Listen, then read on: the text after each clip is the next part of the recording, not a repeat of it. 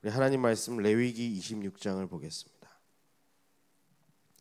26장 3절로 13절 말씀입니다. 제가 가진 성경은 구약 188쪽에 있습니다.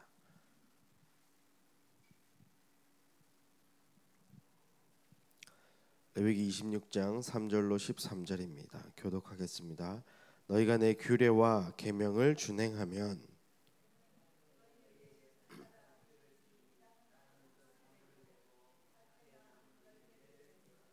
너희의 타작은 포도 딸 때까지 미치며 너희의 포도 따는 것은 파종할 때까지 미치리니 너희가 음식을 배불리 먹고 너희의 땅에 안전하게 거주하리라.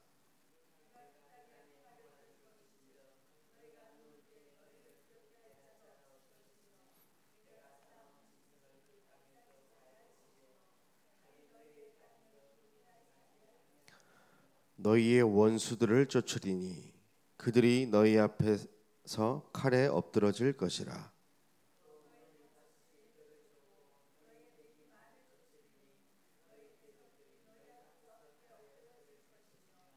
내가 너희를 돌보아 너희를 번성하게 하고 너희를 창대하게 할 것이며 내가 너희와 함께한 내 언약을 이행하리라.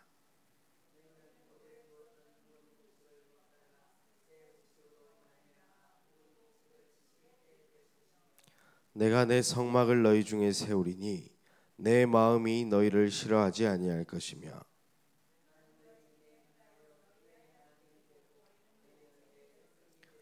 함께 읽겠습니다. 나는 너희를 애굽 땅에서 인도해내어 그들에게 종된 것을 면하게 한 너희의 하나님 여호와이니라. 내가 너희의 멍에의 빗장을 부수고 너희를 바로 서서 걷게 하였느니라. 아멘. 오늘 우리 읽은 레위기 성경을 보게 되면 하나님께서 철을 따라 비를 내려 주셔서 많은 산물을 얻게 하고 밭의 나무는 열매를 맺고 포도 따는 것은 파종할 때까지 미치리니 너희가 음식을 배불리 먹고 너희의 땅에 안전하게 거주하리라.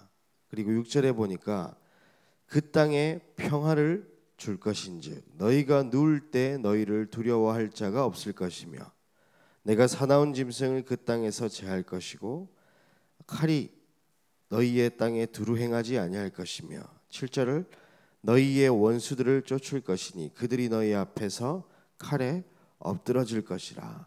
하나님께서 이스라엘 백성에게 축복할 것을 이야기하고 있는 그런 장면입니다. 강단을 통해서 이 말씀이 선포되어졌는데 이 모든 축복은 전제 조건이 하나가 있습니다. 바로 우리가 오늘 읽은 본문 3절에 있습니다. 너희가 내 규례와 계명을 준행하면 이라고 되어 있습니다. 하나님의 말씀을 쫓아 하나님의 약속을 붙잡고 그것을 지켜 행하며 사는 자들에게는 하나님께서 이러한 축복들을 주시겠다고 분명히 약속을 했습니다. 광야길 가는 동안 이스라엘 백성에게 추수를 하기 위해서는 이른 비와 늦은 비가 필요합니다. 그래서 하나님께서는 그 광야길임에도 불구하고 곡식을 추수할 수 있도록 하나님께서 비를 철을 따라 보내주시겠다고 약속하셨고 또 많은 산물들을 얻으며 안전하게 거주할 수 있도록 하나님께서 분명히 약속을 하셨습니다. 그런데 그 조건인 하나님의 말씀과 언약을 준행할 때 하나님께서 이 모든 축복을 내리겠다고 약속하셨습니다. 그런데 불순종하면 어떻게 되냐? 오늘 읽지는 않았지만 그 이후에 보게 되면요. 16절에 보니까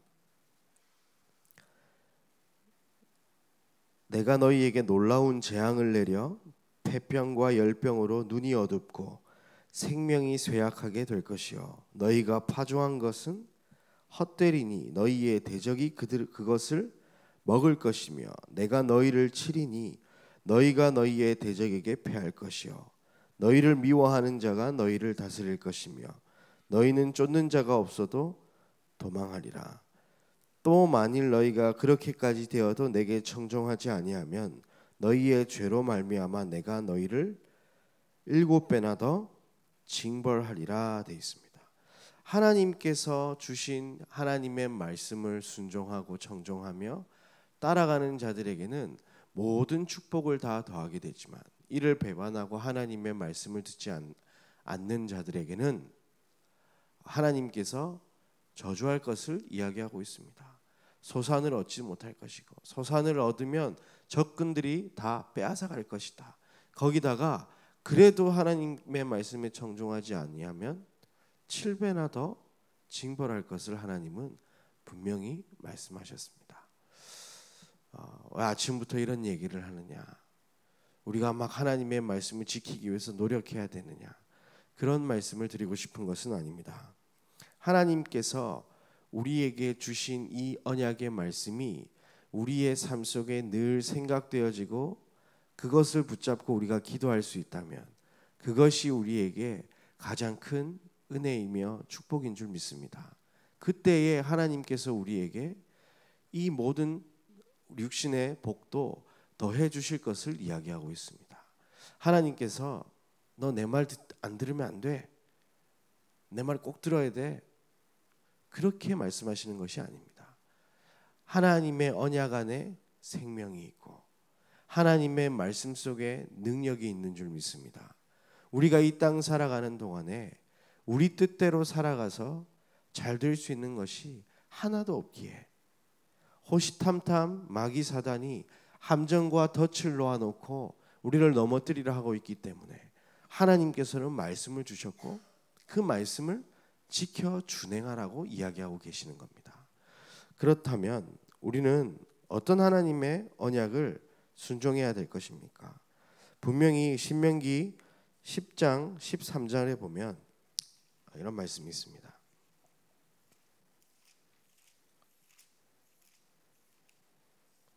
신명기 10장 13절에 보면 내가 오늘 네 행복을 위하여 내게 명하는 여호와의 명령과 규례를 지킬 것이 아니냐 그랬습니다. 하나님께서 주신 명령과 율법을 규례를 지키는 것이 우리의 행복인 줄 믿습니다. 하나님께서는 우리를 막 이거 안 지키면 벌하시기 위해서 말씀을 주신 게 아니라 행복할 수 있도록 하기 위하여 하나님은 우리에게 말씀을 주셨습니다. 자, 그리고 신명기 11장 26절에서 29절에 보면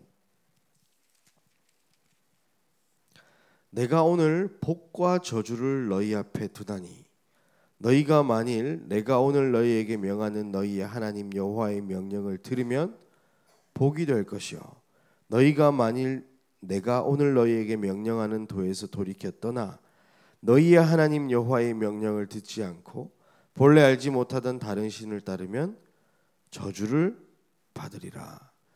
하나님의 말씀을 들으면 하나님께서 복을 주시고 하나님의 말씀을 듣지 아니하면 저주받을 것을 분명히 성경은 기록하고 있습니다.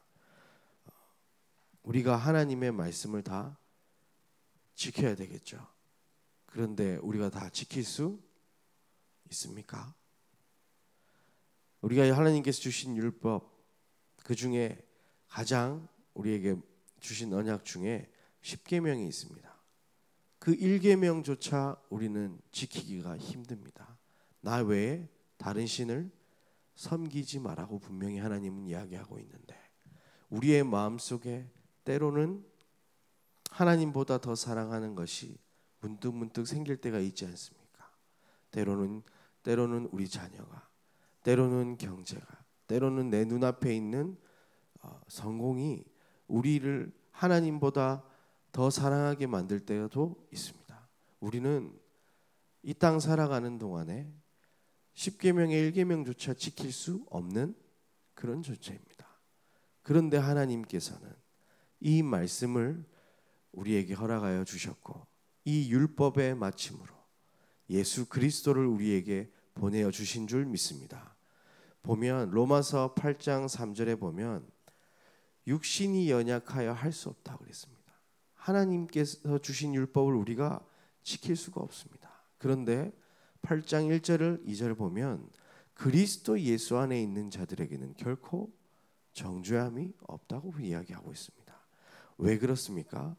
예수 그리스도가 율법을 완성하셨기 때문에 우리가 그 안에 있을 때에 하나님의 말씀을 준행하는 것이고 우리가 그 안에 있을 때에 율법을 지키는 것인 줄 믿습니다. 로마서 10장 4절에 보니까 이런 말씀이 있습니다.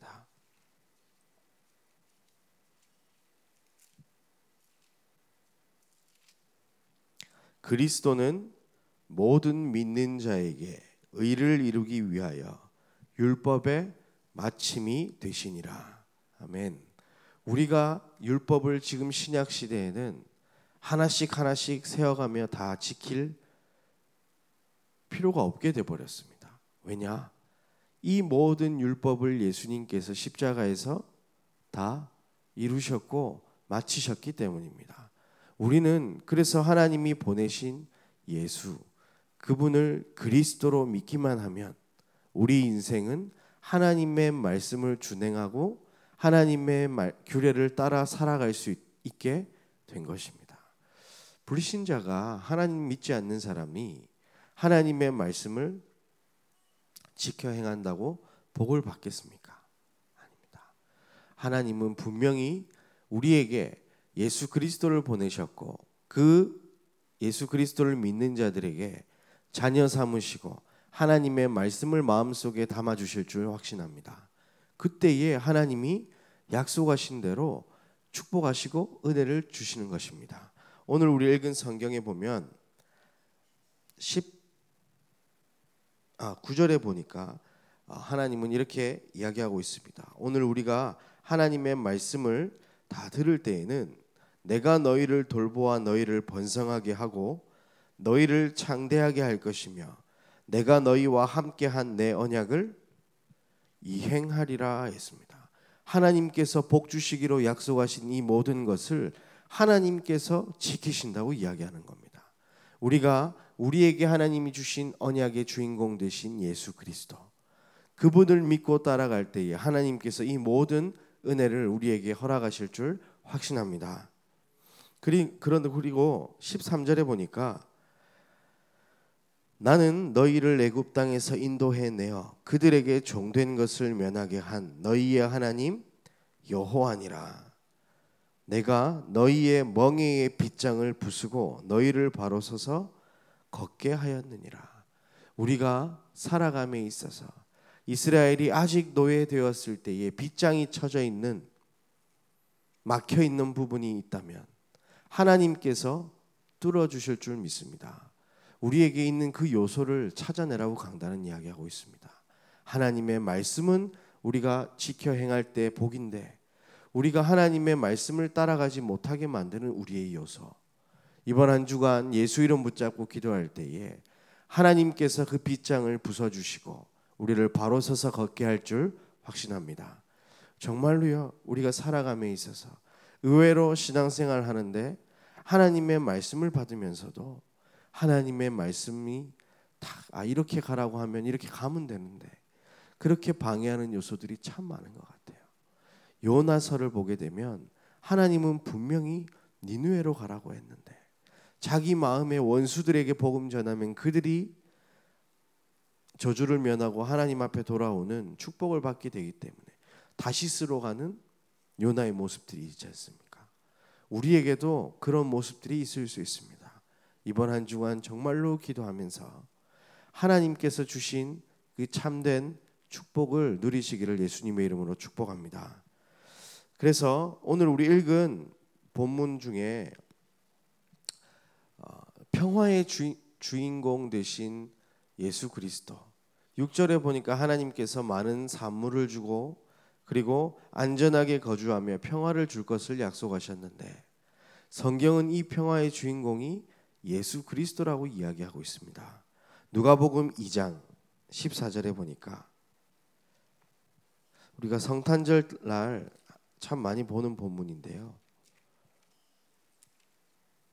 누가복음 2장 14절에 보니까 지극히 높은 곳에서는 하나님께 영광이요 땅에서는 하나님이 기뻐하시는 사람 중에 평화로다. 하나님께서는 이 땅의 평화를 위하여 그리스도를 보내신 줄 믿습니다. 하나님 떠난 모든 인간은 평화로울 수가 없지 않습니까?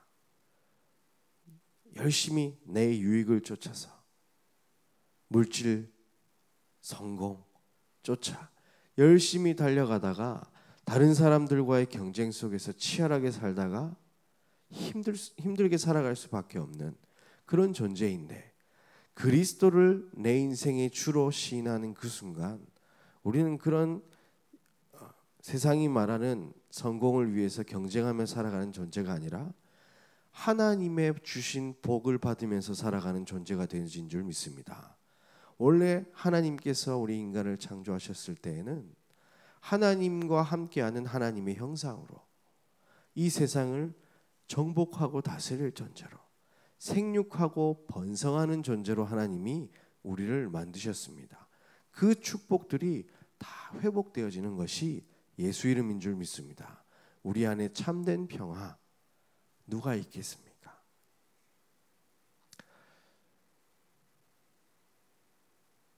이 세상에 평화를 얻기 위해서 사람들이 많은 노력을 합니다. 많은 똑똑한 지도자들이 바른 정치를 하려고 하고 모든 사람에게 유익을 주기 위해서 정치와 정책을 통해서 만들어 나갑니다. 또 많은 사람들이 NGO를 만들어 놓고 서로를 돕기 위해서 많은 일들을 합니다. 복지가 세워지고 또 봉사활동도 하고, 하지만 이 땅의 평화는 찾아오지 않고 있습니다. 더 큰 어려움과 재앙들이 다가오고 있고, 국가뿐만이 아니라 개인에게는 이미 마음속에 평안과 평강이 존재하지 않습니다. 하지만 하나님은 우리에게 그리스도를 보내서 참된 평화를 허락하신 줄 믿습니다. 예수님께서 채찍맞고 징계받으심으로 우리가 나음을 입고 평화를 누린다고 분명히 이사야서에는 기록되어져 있습니다. 이 하나님의 우리에게 주신 참 평화 되신 예수 그리스도, 그분을 묵상하시다가 하나님의 말씀이 내 마음속에 담겨지는 은혜가 있기를 예수님의 이름으로 축원합니다. 이 말씀이 내 마음에 담겨졌다. 하나님이 내 인생 통해 하실 것을 볼 수 있게 되는 것입니다. 얼마나 이것이 나에게 크게 다가오느냐, 나에게 꿈이 꾸어질 정도로 내가 앞으로 살아가는 이유가 하나님의 말씀, 이것을 따라 그리스도를 누리고 전하는 이 일에 내가 하나님 주신 그 말씀에 내가 순종하며 살아가는 얼마나 큰 은혜 속에 있는 일이겠습니까? 내가 눈을 딱 떴는데, 내가 눈을 자려고 감는데 그때마다 정말로 예수가 그리스도 되심이 고백되어져서 구원에 대한 감사와 감격이 넘쳐나 이 비밀을 말하지 않고는 견딜 수 없을 만큼 하나님이 큰 은혜를 주실 것을 기대합니다. 하나님은 분명히 우리를 통해서 그 일을 이루어 나가실 줄 믿습니다. 우리가 경제가 회복되어지고 또 우리가 자녀가 잘 되어지고 무언가 우리에게 유익이 있을 때도 기쁘지만, 진짜 하나님께서 내 인생의 주인 되심이 날마다 고백되어지고 그것으로 나오는 감사가 나와진다면 그 어떤 어려움도 이길 수 있는 것입니다. 이것이 날마다 나에게 생생하게, 그래서 하나님이 주시는 기도 제목이 내 꿈이 되어지고 내 비전이 되어지고 내 인생에 나아갈 목표가 되어진다면 정말로 하나님께서 오늘 이행하시겠다고 한 모든 축복들이 우리의 삶 가운데 실제로 임하게 될 줄 확신합니다. 그래서 우리의 모든 삶이 하나님이 만들어 나가시는 작품이 되어가면 어떨까요? 강단을 통해서 하나님은 이야기하고 계십니다. 하나님의 말씀을 순종하면 복이다. 하지만 이 말씀을 순종하지 못하게 만드는 내 요소가 있다. 참 평화 되시는 그리스도 붙잡고 그 멍에의 빗장을 부수고 바로 서서 하나님이 원하시는 인생, 하나님이 만드시는 작품으로 우리 인생을 만들어가라고 강단을 말씀 주셨습니다. 이 은혜의 응답들이 온전히 누려지는 그런 우리 성도님들 되시기를 소망하며 축복합니다. 하나님께서 약속 붙잡고 기도하는 자에게 그대로 응하실 줄 확신합니다. 하나님 감사합니다. 참 평화 되신 그리스도, 그분을 통하여서 하나님의 말씀을 듣지 못하게 방해하는 모든 명예의 빗장들이 부수어질 수 있도록 주께서 성령으로 역사하여 주옵소서. 그리하여 애굽에서 인도하신 우리의 하나님이 나의 하나님이 되어질 수 있도록 인도하여 주셔서 하나님의 말씀을 마음속에 품고 하나님이 원하시는 기도 제목을 찾아 그것을 이루어가는 우리의 인생이 될 수 있도록 인도하여 주옵소서. 내 인생이 하나님이 만들어 나가시는 작품이 되어질 수 있도록 인도하여 주옵소서. 합숙훈련차 출타 중이신 담임 목사님 사역 위에 주께서 성령으로 역사하여 주셔서 정말로 또 다른 많은 제자들이 이 그리스도의 평화의 복음을 누리고 또 흩어져 전할 수 있는 은혜가 계속해서 이어질 수 있도록 인도하여 주옵소서. 우리 가족 수련회를 놓고 기도합니다. 준비하고 있는 모든 손길 위에 주의 은혜를 더하여 주셔서 하나님이 가장 원하시는 아름다운 작품을 만들어낼 수 있도록 인도하여 주옵소서. 이제는 십자가에서 모든 것을 다 이루신 예수 그리스도의 은혜와 하나님의 크신 사랑과 성령의 인도 역사하심이 우리의 모든 것을 버리고 오직 예수 그리스도를 통하여 평화를 누리고 증거할 우리 모든 주의 백성들 머리 위에 늘 좋은 교회 위에 지금으로부터 영원까지 항상 함께 계실지어다. 아멘.